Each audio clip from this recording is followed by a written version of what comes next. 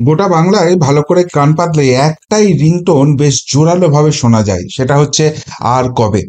In fact গতকাল ওই জীবন কৃষ্ণ সাহা গ্রেপ্তার হওয়ার পরও মানুষের একটাই প্রশ্ন, এসব চুনোপুটি করে কি হবে?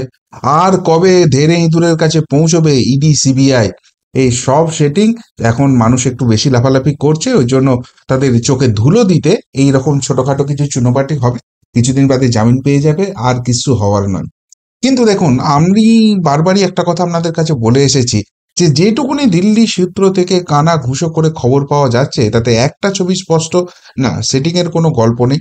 অপেক্ষা করা হচ্ছে সুনির্দিষ্ট সময়ের, আর সেই সুনির্দিষ্ট সময়টা হচ্ছে অগস্ট সেপ্টেম্বর।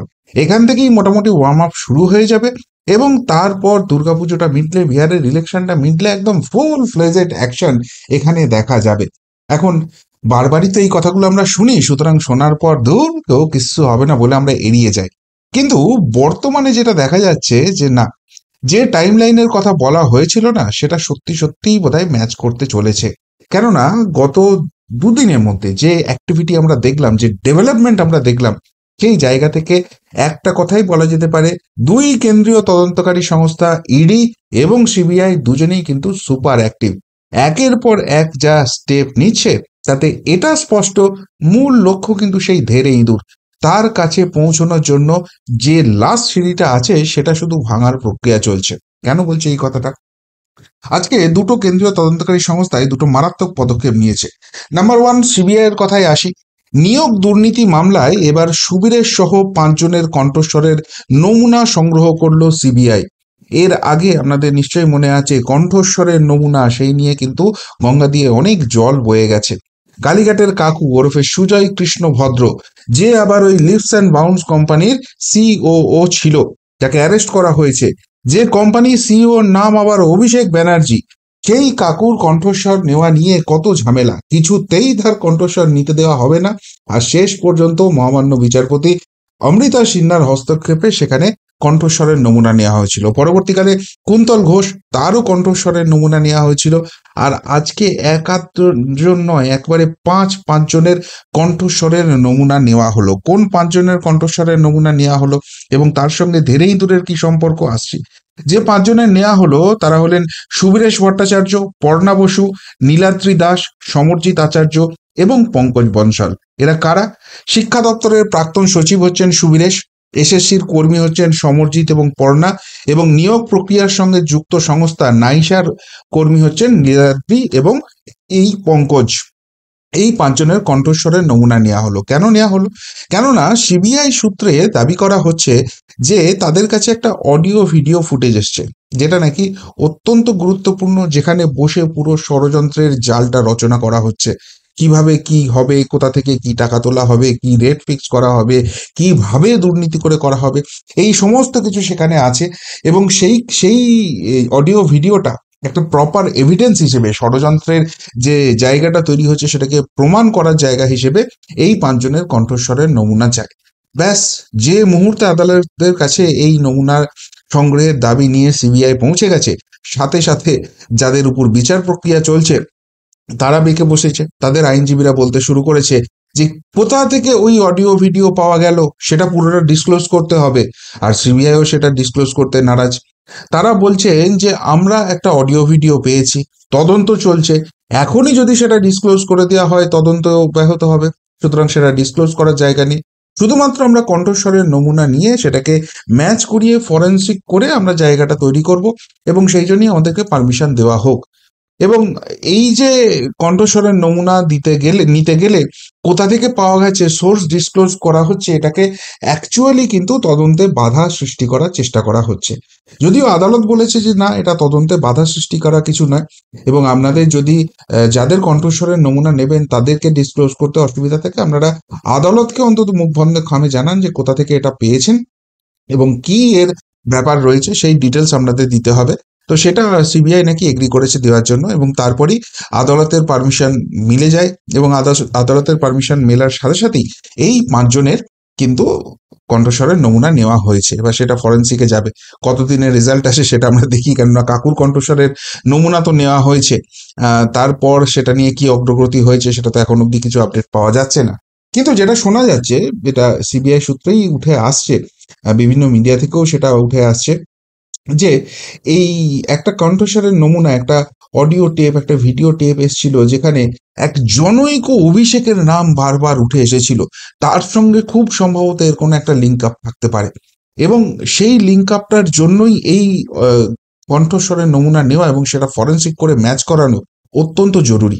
যদি সত্যিই সেই দাবিটা সত্যি হয়, কেননা অবভিয়াসলি সিবিআই তো অফিসিয়াল কিছু ডিক্লেয়ার করছে না, সুতরাং যদি সেই দাবিটা সত্য হয়, তাহলে কিন্তু আবারও ওই যে মূল মাথার দিকে যাওয়ার লক্ষ্য, সেইটার দিকে যে সুনির্দিষ্টভাবে এগোচ্ছে সিবিআই, সেটা কিন্তু স্পষ্ট হয়ে যাচ্ছে। এই তো গেল সিবিআই এর ডেভেলপমেন্ট। অন্যদিকে ইডি, যারা গতকাল জীবনকৃষ্ণ সাহাকে ওই পাঁকমাখা অবস্থায় গ্রেপ্তার করেছে, আজকে কিন্তু সেখানে ফার্দার ডেভেলপমেন্ট হয়েছে।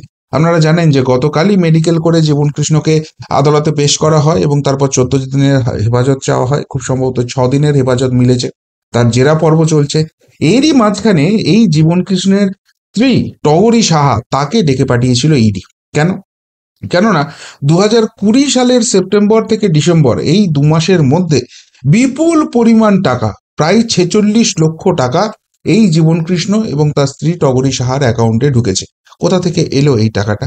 এবং মাথায় রাখতে হবে, 2020 সেপ্টেম্বর ডিসেম্বর মানে তখন ফুল ফ্লেজেড কোভিড চলছে, মানুষ অর্থনৈতিক সমস্যায় ভুগছে, এবং জীবনকৃষ্ণ সাহা কিন্তু তখনও কোথাও কোনো রকম তৃণমূলের এমএলএ হয়নি। সেই সময়ে স্বামী স্ত্রীর অ্যাকাউন্টে 46 লক্ষ টাকা ঢুকছে। এবং ইডির সন্দেহের জায়গাটা যেটা হচ্ছে, যে এই জীবনকৃষ্ণ সাহা এবং টগরী সাহা দুজনেই সরকারি কর্মচারী, সুতরাং হঠাৎ করে 2 মাসের মধ্যে এত বিপুল পরিমাণ টাকা তাদের সেখানে ঢুকে যাচ্ছে, কোথা থেকে আসছে, এটা তো সন্দেহ উদ্রেক করছে। তো সেইটা জানার জন্যই, যেটা নিয়ে জীবনকৃষ্ণ প্রথমে চুপ করেছিল, কিন্তু সেটা জানার জন্যই তার স্ত্রী টগরী সাহাকে ডেকে পাঠানো হয়, যার অ্যাকাউন্টে ওই 46 লাখ টাকার মধ্যে 26 লক্ষ টাকা তার অ্যাকাউন্টেই ঢুকেছে, অর্ধেকের বেশি টাকা। টগরী সাহা পরিষ্কারভাবে হাত তুলে নেন এবং বলেন যে এই যে টাকাটা তার অ্যাকাউন্টে ঢুকেছে, এটা তার স্বামীই ঢুকিয়েছেন। কোথা থেকে এসছে না এসছে সেটা কোনো রকম তিনি জানেন না। অর্থাৎ এই করাপশনের সঙ্গে যে ওতপ্রোতভাবে জীবনকৃষ্ণ সাহা জড়িত রয়েছে, সেটা খোদ তার স্ত্রীর যে জবানবন্দি সেইখান থেকে স্পষ্ট হয়ে যাচ্ছে। এবার ইডি যেটা বার করছে, সেটা হচ্ছে যে সঞ্জিত মণ্ডল নামে জনৈক একজনের নাম উঠে আসছে, এবং একাধিক আরো নাম আসছে, সেগুলো এক এক করে আসছি, যিনি 2019 সালে 2 দফায় জীবনকৃষ্ণের অ্যাকাউন্টে 11.5 লক্ষ টাকা পাঠিয়েছিলেন। একবার 5 লক্ষ টাকা, অন্যবার 6.5 লক্ষ টাকা তার অ্যাকাউন্টে পাঠিয়েছিলেন।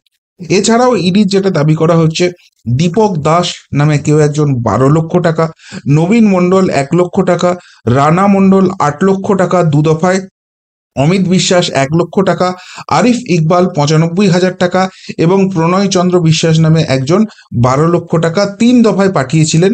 এবং এর মধ্যে 2022 সালে ওই দীপককে 5 লক্ষ টাকা, তখন বিধায়ক হয়ে গেছেন, বিধায়ক জীবনকৃষ্ণ সাহা কিন্তু ফেরত দিয়েছিলেন।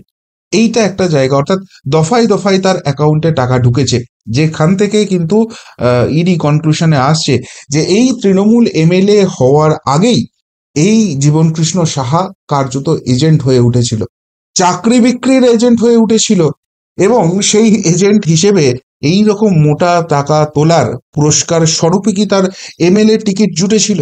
তাহলে কি এই জীবনকৃষ্ণ সাহা যে টাকাটা তুলতো, তার একটা নির্দিষ্ট পরিমাণ ভাগ নিজের কাছে রেখে তার থেকেও উচ্চ প্রভাবশালী কোনো রাজনৈতিক ব্যক্তিত্বের কাছে সেই মোটা টাকা পৌঁছে দিত, যে কারণে এই রকম দুর্নীতির সঙ্গে এমএলএ হওয়ার আগেই জড়িত হয়ে যাওয়ার পরেও তাকে টিকিট দেওয়া হয়? এবং তার আগে কিন্তু তিনি বিধায়ক, কোনো জনপ্রতিনিধি ছিলেন না, তারপরেই কিন্তু তাকে বিধায়কের টিকিট দেওয়া হয় এবং তিনি সেখান থেকে জিতে এমএলএ হন। এই প্রশ্নটা উঠে যাচ্ছে।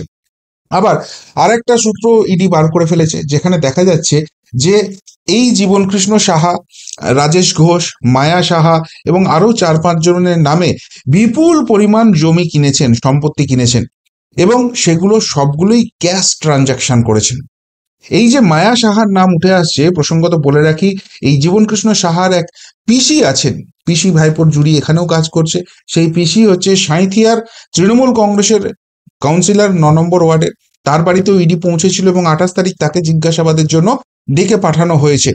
তো এই মায়া সাহা কি সেই মায়া সাহা, সেটা এখনো জানা যায়নি, ইডি সেটা এখনো ডিসক্লোজ করেনি। কিন্তু এরকম 5-6 জনের নাম জানা যাচ্ছে যাদের নামে বিপুল পরিমাণ সম্পত্তি কিনেছে এই জীবনকৃষ্ণ সাহা। তার উত্তরে জীবনকৃষ্ণ সাহা বলছে যে এই যে সম্পত্তিগুলো কেনা হয়েছে সেগুলো তার সঞ্চিত অর্থ থেকে কেনা হয়েছে, এবং কিছু কিছু ক্ষেত্রে তার বাবা তাকে টাকা দিয়েছেন কিংবা সেই জমিগুলো তাকে দান করেছেন। এদিকে মজার ব্যাপার হচ্ছে, এই জীবনকৃষ্ণ সাহার বাবা বিশ্বনাথ সাহা আবার বলছেন যে তিনি ছেলের সঙ্গে কোনো সম্পর্কই রাখেন না, কেন ছেলের মতো চিটিংবাজ ফেরেববাজ ছেলে হয় না। বাবাকে বাড়ি থেকে বার করে দিয়েছে, বাবার বিরুদ্ধে ভুয়ো মামলা করেছে, সুতরাং তাকে টাকা দেওয়া, তাকে জমি দেওয়া এসবের কোনো প্রশ্নই ওঠে না। আর এখানেই প্রশ্ন হচ্ছে জীবনকৃষ্ণ সাহা তাহলে এত টাকা পেল কোথায়? তার থেকেও বড় প্রশ্ন হচ্ছে জীবনকৃষ্ণ সাহা ক্যাশ ট্রানজাকশন করে এত বিপুল পরিমাণ সম্পত্তি নামে এবং বেনামে কিনছে, তার অ্যাকাউন্টে এত লক্ষ লক্ষ টাকার ট্রানজাকশন হচ্ছে, তার স্ত্রীর অ্যাকাউন্টে হচ্ছে, আর এই রাজ্যের পুলিশ, এই রাজ্যের প্রশাসন, এই রাজ্যের ভিজিলেন্স কারুর কোনো রকম কোনো নজরদারি নেই। এমনকি তিনি যে দলটা করেন, যে দল প্রকাশ্যে ঘোষণা করে জিরো টলারেন্স উইথ করাপশন, তাদের কাছেও কোনো ইনফরমেশন নেই। উল্টে এত কিছু হয়ে যাওয়ার পরেও সেই জীবনকৃষ্ণ সাহাকে এমএলএ টিকিট দিচ্ছে। তাহলে তাহলে লিঙ্কটা কোথায় রয়েছে সেটাই কিন্তু মূল খোঁজার জায়গা ইডি এখন বার করছে। সুতরাং ইডি বলুন সিবিআই বলুন, দুটো পদক্ষেপ থেকেই এইটা স্পষ্ট হয়ে যাচ্ছে যে এবার কিন্তু মূল মাথার দিকেই লক্ষ্য, এবং সেইটার জন্য তার আগের ধাপের যে সিঁড়িগুলো আছে সেইটা রিজলভ করার প্রসেস চলছে। সেইটা যত তাড়াতাড়ি হবে তত তাড়াতাড়ি কিন্তু সেই মূল মাথায় পৌঁছানো যাবে, এবং সেটা যে হবেই সেটা নিশ্চিত হয়ে যাচ্ছে দুটো জায়গা থেকে। নাম্বার ওয়ান, ওই তো বললাম বিভিন্ন মিডিয়া সূত্র থেকে উঠে আসছে যে গ্রিন সিগন্যালটা দিল্লি থেকে এসে গেছে, এবং নাম্বার টু, যেসব রাজনৈতিক ব্যক্তিত্বের দিকে সন্দেহের চোখে সকলে তাকাচ্ছে এই জীবন সাহা কাণ্ডের পর, এই দুর্নীতিতে অডিও রেকর্ড ভিডিও রেকর্ড পাওয়ার পর, তারা সকলেই কিন্তু এই দুর্নীতি নিয়ে চিৎকার চেঁচামেচি করতে শুরু করে দিয়েছেন। না না, এই দুর্নীতির এগেনস্টে বলছেন না, উল্টে তারা বলছেন কোনো দুর্নীতি হয়নি, আসলে নির্বাচন আসছে আর সেই জন্য বিজেপির রাজনৈতিক চক্রান্ত শুরু হয়েছে। গোটা বাংলা কিন্তু বিশ্বাস করতে শুরু করে দিয়েছে কোনো রাজনৈতিক চক্রান্ত নেই, বরং কোথাও একটা রাজনৈতিক সেটিং ছিল, কোথাও একটা রাজনৈতিক বাধ্যবাধকতা ছিল, যে কারণে এতদিন এই ফেরেববাজ চিটিংবাজগুলোকে জেলে পাঠানো সম্ভব হয়নি। কিন্তু সেই প্রতিবন্ধকতা, সেই বাধ্যবাধকতার জায়গা, সেটা খুব সম্ভবত সরে গেছে এবং দিল্লি থেকে গ্রিন সিগন্যালটা এসেছে। তাই সিবিআই হোক আর ইডি হোক, তাদের এই অতি তৎপরতা দেখা যাচ্ছে, এবং সেই অতি তৎপরতার লক্ষ্যবস্তু একটাই, সেটা মূল মাথা আসল রাঘব বোয়াল। কি বলবেন ইডি সিবিআই এর এই পদক্ষেপ ঘিরে? যদি কিছু বলার থেকে অবশ্যই কমেন্ট বক্সে কমেন্ট করে জানাবেন। এখনকার মতো এখানেই শেষ করলাম, ফেরত আসছি নতুন প্রতিবেদন নিয়ে খুব তাড়াতাড়ি। ভালো থাকবেন, সাথে থাকবেন, পাশে থাকবেন। নমস্কার।